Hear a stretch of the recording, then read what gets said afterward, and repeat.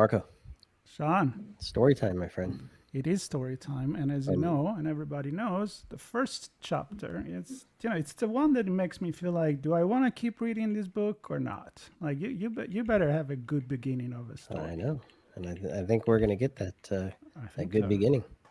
I think so. That No good beginning. pressure on No our pressure on guest the today. guest, exactly.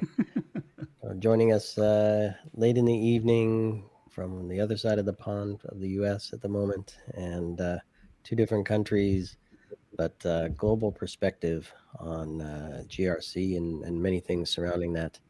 I'm thrilled to have Anders and Mark on. How are you guys? Good, Great. thank you. Thanks Thanks so for much. It's good, Very good, good. good to have you on. I'm excited to hear your story and the journey that you're taking with Eve GRC. And but before we get into the topic of how the company was founded, why it was founded, and all that good stuff, maybe a few words from you, Anders, and then kind of your journey leading up to Eve, and then Mark will hear a few words from you. sure, absolutely, and thanks again also for taking the time and inviting us in. It's important for us, of course, as being a startup, to get an opportunity like that. I think if you go and also look at me and my co-founders' journey the last 20 years, we've been working as many others in GSC. I've been in Big Four as very young. Then I've been in chief risk officer in global companies, one of them with more than 500,000 people, servicing global pharma companies, banks, setting the bar high with increasing regulations for governance, risk, and compliance. I've seen and had teams, and also myself, of course, working in the old regime with very manual and heavy work to show compliance, control work, to be audit ready, both for clients and also regulators. And we really wanted to, when we started Eve, to change that. We wanted to give something back. We wanted to automate. And with AI now being at a different level completely, we basically wanted to create a body to risk and compliance and first line, second line, and third line people. And that's what has been important for us. So that's where we started out. And you can kind of say Eve is eating up the GSC pyramid from the bottom, helping with some of the manual work, helping with the control evaluation, but also helping with providing transparency to leaders and boards. And we succeeded with that, but it's not only for enterprises; it's also for partners, for advisors and auditors, which might have been a little bit behind the curve when it comes to automating, but that's really what we wanted to do. So really, we are two founders who've been working a lot. I wouldn't say the impolite word for that, the French word, working a lot to really get things done, improving processes, risk management, and all of that. And now we saw the opportunity to really give something back to get it automated. And apparently, we are one of the first. And we also recognized for that by global companies and global advisory and assurance companies as Big Four who are using our solution. So that's the story. We're really people who felt the pain of having to follow regulations and customer regulations and the trend within GSC. And now the time has come actually to completely change that around. You know, both of you, Marco and Sean, that people working within GSC is blamed often within organizations from looking down into the table, spending too much time on finding gaps and issues, and not providing enough help without stepping out of their role, whether they are second line risk compliance CISO officer or whether they're third line internal audit. But really, with an AI as ours, not hallucinating, there's a completely new world opening up for them to actually help and provide the sufficient guidance coaching without moving out of their role. And that's the history. I've been chief risk officer, and my co-founder has been chief audit executive. I've been partner in Ernst Young in Scandinavia for GRC and third-party risk management, and after that for risk management in PwC and for sustainability reporting and compliance. You know, that's been a big thing over here in Europe. And all of it, to be honest, except for getting a little bit of help from reporting GRC system for data collection and reporting, all of it is manually. We wanted not to stop it, but we wanted to not disrupt it. I don't want to call it that. We want to empower it or power it with something which was strong, created by people with super experience, and then get it out there. And that's what we did. And that's also what we're still on the journey to do. So I'm excited. I think it's a completely new world. I think companies should not be afraid of the AI risk if it's managed rightly by risk professionals, as we are. It's safe and it's rocking their world. Sorry for the long intro, but I'm really excited and I feel strongly about you make our job a lot easier. That's so right. no worries about that. And we share the passion for sure. I think both knowing Sean and myself, we do have already a lot of questions. But before we go there, Mark, a little introduction about yourself, and how did you start working with Anders here? Well, to make it short, I have about 2 decades of experience in fraud prevention and cybersecurity, and we all get hit up by headhunters and all that. I got one day an email, and the email was, I don't know, it just seemed different. It seemed special. And I got a call with Anders. I had the pleasure to speak with him. And instead of a simple pitch about the product and, I'll make you a millionaire type of thing, Anders was more interested in my family and my person. And, we create so often this stamp on companies that are, we are a family. But for the first time, listening to Anders and his energy, his love, and the pain he went through to create this, I knew I was in the right spot.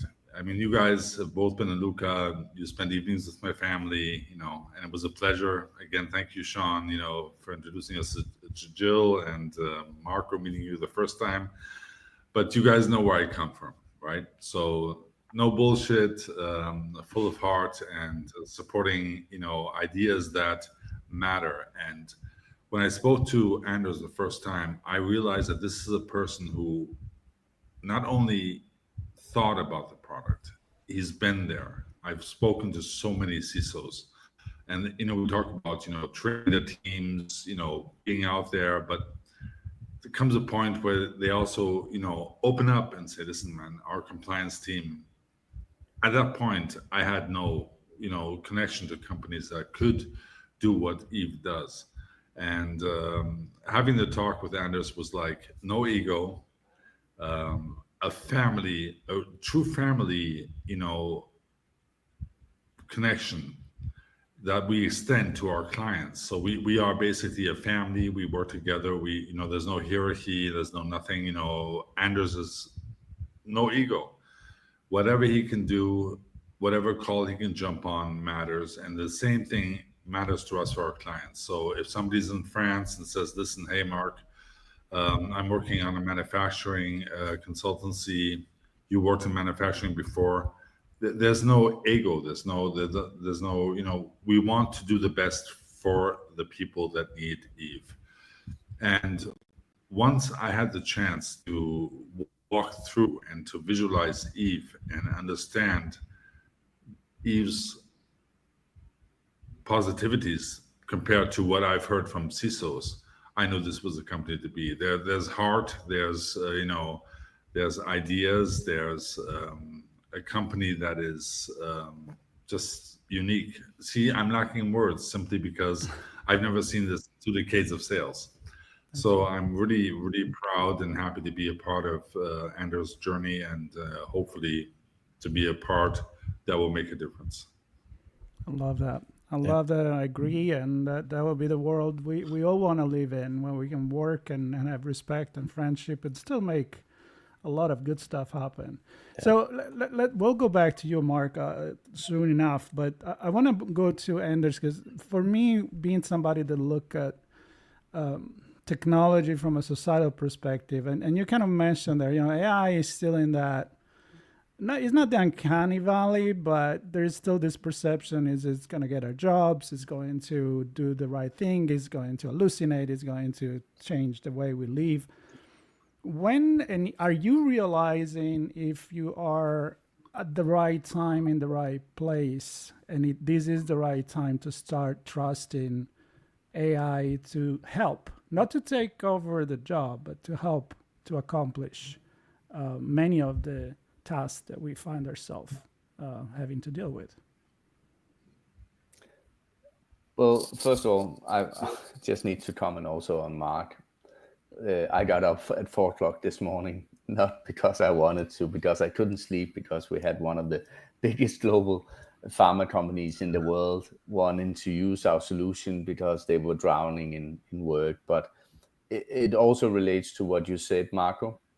When I think we sat down and then we were discussing what would really help compared to both second line and third line. But I also been out in the industry. I was interim chief operating officer in a company with more than 60,000 employees, and that's where you really get your hands dirty. But we really wanted to get something who could release the heavy duty of everything related to GRC. And we all know the heavy lifting doesn't lie with the risk CISOs alone. It also lies with the people who have to actually do the job, get things done, implemented. So when AI took off, let's just say in around 2 years from before now, we were thinking, could we tame it? Could we avoid the hallucinations? Could we enhance it so it actually knew the stuff? And a lot of things have happened since then. I recognize that, and it's getting, but let's also be honest, it doesn't know what it doesn't know. And the expertise within information security, cyber resilience, is not publicly available information. So these large language models, how on earth were they going to know what good practice is? And we said, okay, let's do that. Let's develop that. Let's get rid of the hallucinations. Let's get an upgraded agent or agents, because it's not just agent. Let's overlay agents on agents, so you get both an expert in risk and compliance, an agent in assurance/audit. Bring it together. Let's train them in the good practice, not only the ISOs, but also the operational practice. Let's bring our friends in, the consultants, and let's get them to fuel and power up an AI or several AI agents. So when you use it, you don't only get evaluation of whether you're compliant, you also get recommendations. That's what we wanted to do, and that's what we started out in February last year, in 2024. In September 2024, we launched an AI agent who could evaluate more than 1,100 controls or requirements in less than 15 minutes, better than 5-6 years experience Big Four consultants.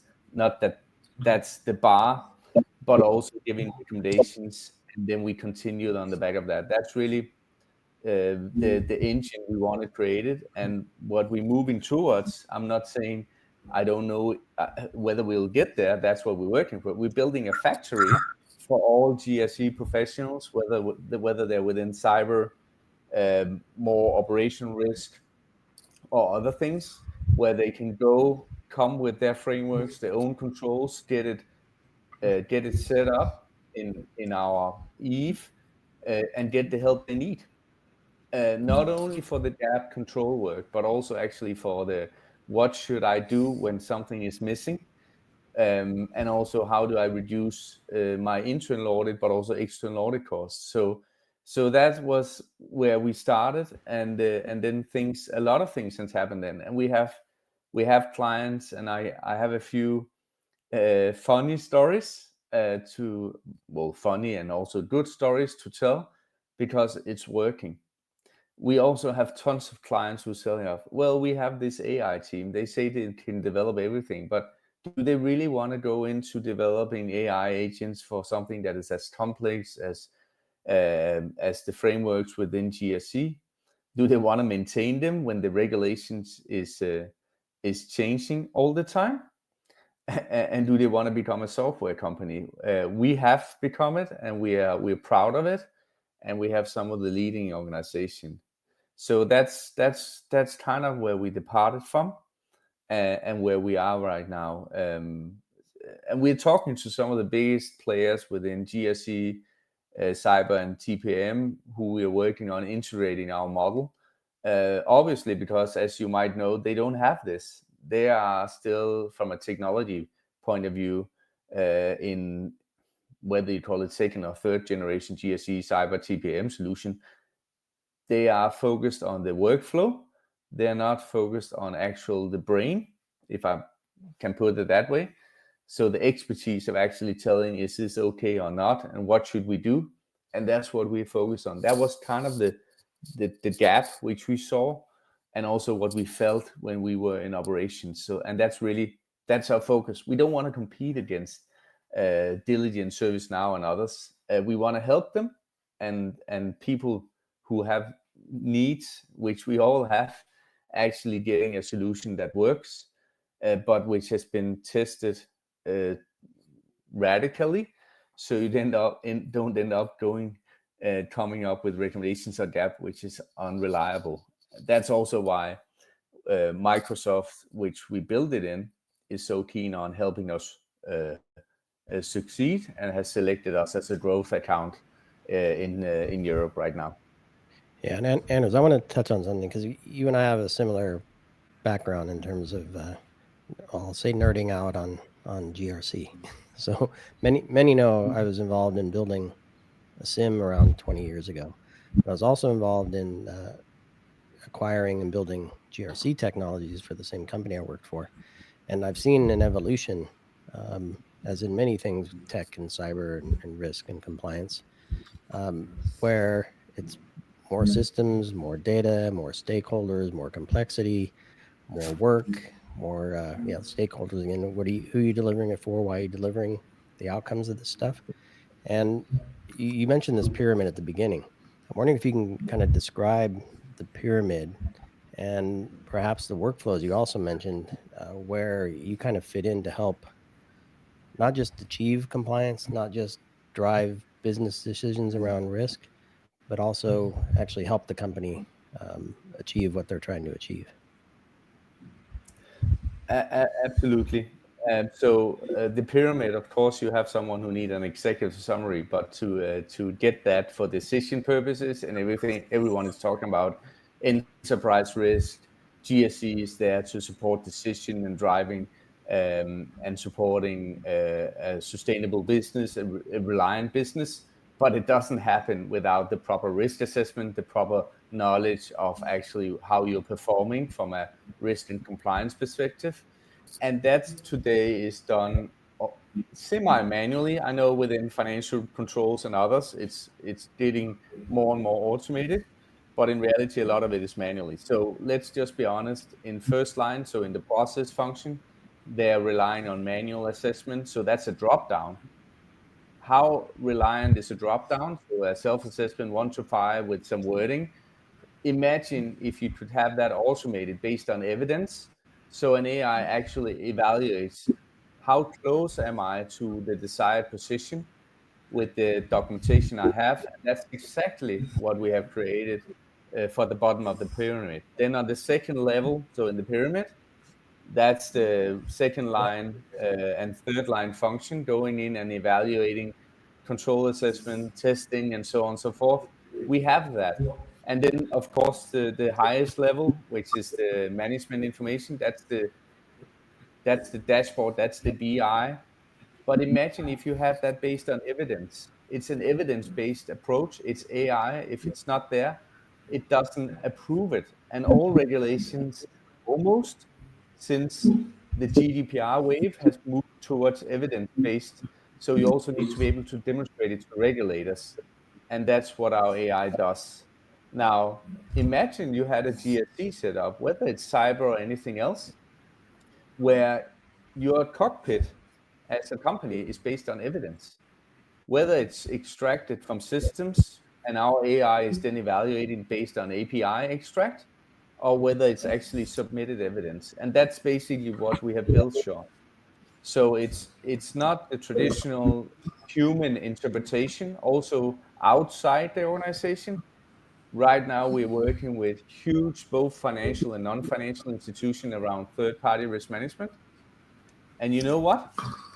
I have a chief supply chain officer who's waiting right now because we're doing a proof of concept. We're gonna do the work for 15 full-time employees, following up on third parties because our AI is not sending out questionnaires.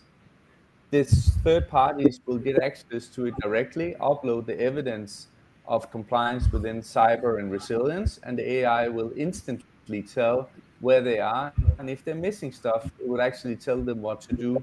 So that's not the traditional GRC, in my view, but that's what I would have loved to have 6, 7, 8 years ago. But if you asked me 3 years ago, I would have said, get out of here. That doesn't exist. You're imagining, and or you're gonna use RPAs like simple robots, but that's not what we're dealing with right now. So talking about that, maybe Mark, you can jump here if you want to, or Anders. Are you in a situation where companies in different verticals are aware of what is possible, or are you still breaking the news to them? Like you contact them and say, look, you're running into all this problem when it comes to GRC, ESG. We can help. And is the reaction like, oh, I didn't know about that? I mean, are you like early educating, or there is already a demand for what you're doing? Well, I think that Eve as a product is, is an early demand.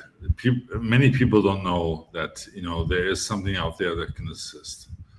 And that's very important to understand. So we have a great team of consultants. We're building an incredible partner system where we say, you have a seat at the table. You're going to be a part of us. We will learn from you. You will learn from us.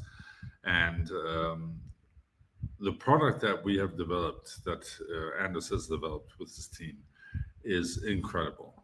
I've had so many talks in the past, selling certificates for cybersecurity and so on and so forth. And when you sit in a call with the CISO, the call is about, great, okay, so we're going to do this, we're going to do that, we're going to do this. But, Mark, man, if we had somebody that could help us with this, and that is where Eve comes in. Eve is an incredible product. Eve is something that, there's products similar to Eve, but that do not have the full spectrum that we offer.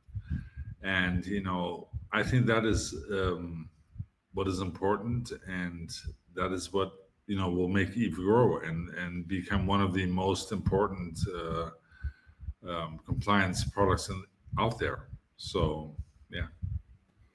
And Anders, I want to take this moment, perhaps to have you share. Is there, if you could pick one example that kind of either encompasses what Eve does for an organization, I'd love to hear a story about an outcome where a team was struggling.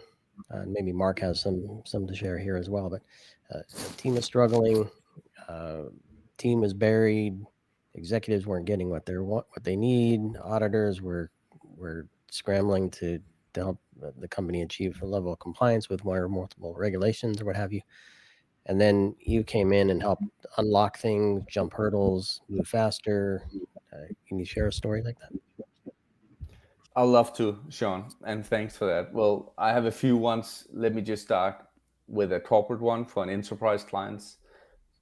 We were talking and also working with a financial services institution, a tier 1 bank, where we were engaging with the chief compliance officer. Obviously, our product is relevant for a chief compliance officer. They need to check everything, but it's a relentless work and it's heavy, especially with new resilience framework coming out in Europe around cybersecurity and resilience. We had a call and talk also with the chief information security officer. And also, to be honest, he was saying, I don't believe it. I don't believe AI can do this. but let's do a proof of concept. So that was not the best start of a potential partnership. But he also said, let's have the legal, one of the legal senior experts compare your AI analysis related to information security to what it should be. So let him review, and then 3 days after, and I'm 3 days nothing. And even though the legal expert, he was saying, that was really, really tough because it takes a lot of time to do this analysis. We were just doing one documentation up against the regulations, so the controls, and the senior legal expert said, "Oh, it's really, really detailed, your AI." Yeah, I said, and then I said, "Yeah, because we told it to be. If you want me to change it so it prioritizes certain aspects, we can do that." Then what happened in the meeting was the chief information security officer, no, not the chief information security officer, but the CIO. He said, "This is amazing." So everything we've been fearing with AI, with these general models, with hallucination, you kind of fixed that. I said, yeah, that's what I told you in the first meeting. And then he said, and turned to the chief compliance officer, we should use this for everything. And he said, yeah, we're gonna use it for resilience regulations in Europe. We're gonna use it for contract evaluation for the outsourcing contract. We're gonna use it for third-party risk management. And he said, no. And then I could see the head of the chief compliance officer. She's a really, really strong chief compliance officer. She was kind of paused and they said, what do you mean? Well, he said, no, I don't mean just this. I mean everything. So after that, he pulled me in to a meeting and said, I want GDPR. I want this. I want this. My team is hurting.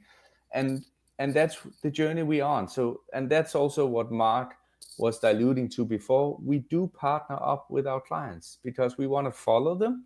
So if a lot of them are saying secure control framework, GDPR, we can set it up in weeks because we have the agents who are strong enough. We spent more than a year creating those. Another story is KPMG. You should imagine that they and also other big four have created this and automated. They haven't. They have within certain domains, and I know but they have not. They are now using our AI for assurance and consultancy. One task, which is of course one of the biggest, they used to spend 120 hours on reviewing certain documentation. Now our AI does it in 15 minutes. That's more than 350 pages. And then they spend 4 to 5 hours validating. And validating is important because that's the good practice when you use AI. And then they're sending it to their clients, and it comes with a track record of where our AI has found the good stuff, and our AI even gives them the documentation. So that's 2 examples of how powerful AI can be if you use it right and not just rely on, I guess, the ones we all have access to. So I don't know. I wanna go right there. Anders, if you don't mind, because when I look at the agentic AIs and the AI, there's always the risk, like where is the data gonna go, the privacy, talking about GDPR in Europe, of course, very relevant, but also very relevant even when there is not a GDPR, because if the data of your customers, your documents are gonna go public on an open system, it doesn't work. So I wanna ask you this, like, first of all, the advantage of being able to resolve the hallucination by, I'm assuming, creating a knowledge base that is very funnel into what the AI needs to do, what shouldn't do. I'm assuming in a very simple term that's what it is, but you can explain me a little bit better. And then I'm thinking the capacity of customizing the AI according to the customer and the needs that you're dealing with. So maybe you want to touch a little bit on that. It's not just the one solution for all, and it's going to fit you well or it's not. But this is really, really customized. No, and that's absolutely spot on, Marco. And also what we talk about every day with the customers and potential customers. If we start with the information security, we know the risk of AI. And also for personal data, my co-founder, he's been leading some of the biggest data protection programs in Europe for GDPR. So we know in depth what it takes and also the risk. So we dealt with that. Our AI, if we just very simply, it's built in Microsoft Azure, and then you get, if you use it right, some of the advantages of Microsoft, which means that we can move the data anywhere, and we can change also the period in which it's hold. Secondly, it's not learning anything, so I'm not gonna call it's an AI without a memory. We trained it outside, it comes in, does the job, doesn't remember anything, and the retention period of the document and the analysis, we can change that up and down. Now that's one side, and that's also why we have been able to and been so lucky to deliver both to Big Four, global pharma companies, and banking. We all know those are some of the industries which has the highest level of information security. And then how we set it up in terms of premises, we did the benefit of what comes with Microsoft, which is an advantage. That's why also we choose that as our platform. Now, on the other hand, in terms of customization, yes, we come with standards which are driven by either the global standards like ISO 20001, SOC 2. So you don't have to, who wants to prepare for SOC 2 by doing self-assessment where you can just upload everything and then within a day or two, you know how far you are and it's telling you how to improve your documentation. And also it reduces your audit fee because your auditors will know exactly where to look. But if you have specific requirements, we made you a specific model, which means that we tweak let's call it checklist control catalogs. We tweak that. That's the advantage of us. That's also the advantage of we have some of the not, I'm not going to say global experts, but we do have some very senior executive. We have CISOs, we have chief risk officers, chief audit officers, chief compliance officers who have been in the game for many years. So we're not sitting with programmers or developers on its own. Our AI is not getting out of the door, speaking in plain language, without senior executives within the risk area have been following anything that has been developed. So if you want to have a kind of your framework as a client, if it's within a risk area like information security where our AI is extremely strong, it can be 1 or 2 weeks, but you can't even get a GRC system up and running in 1 or 2 weeks. If you just want to use kind of the global frameworks we have set up, you can be live in half an hour.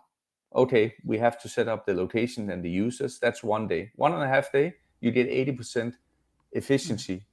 You get quality improvement. You get recommendation. You get a dashboard. Where do you get that? In other traditional GRC platforms. And that's basically what we created. Of course, we don't have the workflows like sending out requests, but we can give everyone access with limited access, right? And we don't have the action plan management, but we do have API. So if people have a traditional GRC, which I really, really believe is needed, we just API in, and then we go, and then they have end-to-end GRC automated. But as I said before, they should obviously do sample testing because it's a probability model, which is the foundation of artificial intelligence. Yeah, you just led me to my question, Anders. Funny enough, I'm sitting here and I'm thinking earlier you mentioned we need to validate. And in there, I'm going to suggest perhaps that we also need to challenge, right? And for the organization to trust what's coming out of your system. And so my question to you is how and where should an organization begin working with you and your team and your technology to do some of the early validation, challenge, look at the outcomes to see, are we do all this manual stuff, which it sucks, but we're comfortable with it because we know what happens. And we perhaps alongside use your system and model to achieve maybe even a better result in faster time with fewer resources. How and where should an organization start? Is it something they really care about? Is it a particular part of the business? Is it a particular system or a particular framework or a particular regulation? How do you see that working? Perfect question, and that's also what we're discussing, because what we say is often fine where you have a pain, where you're understaffed, or where you want to do better. Often it's within the new frameworks, and of course now we are set up in Europe, so we started with the European new regulations like NIS2, DORA, the ESG framework for sustainability. But very soon, in Q3 here in 2025, we will come with secure control framework, NIST, and the financial reporting controls. Imagine what that will do to the world and the workload of people. But what we start is we pick one. Let's just pick one of those we have, like ISO 27001. Let's take one. Let's take some sample. Our third-party risk management for critical IT providers. We'll set you up. That a few minutes. You'll do your proof of concept, and then you'll see for yourself how much better it is than what you could do manually. That's fantastic. And when you're working the organizations, what does the conversation sound like for scoping and who's involved from a stakeholder perspective? Because clearly GRC and looking at risk across the organization touches a lot of departments. So how do you work with the right team members and stakeholders to ensure that there's alignment and buy-in from everybody that needs to be? That's a really, really interesting one. And that's changing a lot, because traditional GRC, cyber, and TPM solution often have kind of the owner organization, CIO, CISO, Chief Risk Officer, third-party risk management team, and so on and so forth. But that's changing. So we actually had discussions with some of our clients, or not discussion, they were having internal discussion, who should own this? Because it gives the result where you are. So is it a first line tool, second line tool, or third line tool? It actually doesn't matter. What we say is, let's just show that it works within one domain. Of course, who is interested in risk and compliance? It's the risk team, it's the compliance officer, it's the CISO, and that's often where we start. Let's just show one, but I can tell you the ones that loves it the most, of course, it's the second line team. But then it's even more the first line, the process owner. It's whether it's HR, it's IT, or anyone else. They love it. They don't like all these control self-assessment, attestations, and audit. And suddenly, part of going through that, it's not disappearing out in the blue, but it's being eliminated to fractional compared to what they've been used for. Plus, remember, our AI also gives audit track, so it tells where you are compliant with what. So if you have internal audit or external audit, you get it served, and you get recommendations. So that's also changing, Sean and Marco, and I think it will change even more. The 3 lines of defense, I like them personally, and I've been working in them, but how the data and the documentation of GRC and compliance is being populated, that's changing with AI for sure. I think there is a lot has been changing with AI, and it's amazing how much when we do this kind of conversation we learn from each other, and it opens our minds. So what I hope is that, as we always hope actually with ITSP Magazine, is that people listening to this, not only they get answers, but they create even more questions, and they go deeper into what the solution could be and the way they're running their business. And of course, they can get in touch with you, with Mark, which talking about technology, his connection drops. So, but it will be listed in the comments below, so that the people can get in touch with Mark and of course with you, Anders. So I want to thank you very much for all of this, and I hope we're going to have many more conversations as we move forward. It's always great to connect with fellow European, and you know, it's a transatlantic conversation, right? There's not a business that is just in one place or in another. We are in a global economy, and one solution is going to hopefully in cybersecurity and GRC, ESG to benefit everybody. So With that, I want to thank everybody. Keep following us with the brand stories. And Anders, thanking you so much for taking the time and explain all the beautiful thing that Evolve Solution does, and in particular, Eve. We'll meet Thank Eve you both. sometimes, I guess. You will, and also obviously we're not doing this alone. And now Mark had to jump out. That's a risk. That's business continuity. Yeah. But of course, what we are keen to do is, of course, partner up. We're not doing this alone. And you can imagine 1 + 1 might be 3 if you are professional services or a consultancy or a GRC or TPM solution. We are talking to the biggest of the biggest right now in terms of integrating because they don't have it. And everyone knows. They have chatbots. Some of them have a little bit more. And we have Eve, and others will have something similar, and that's okay because as I said in the beginning, we are risk professionals and we want to help risk professionals, and it needs more than one company or maybe 2, which might be the case right now, to actually change the game for how to demonstrate and work with GRC, and not having to do a lot of manual work. So thank you both, Marco and Sean. I look forward to maybe connect again. Yes, absolutely. US or in Europe. It's been great being able to participate today.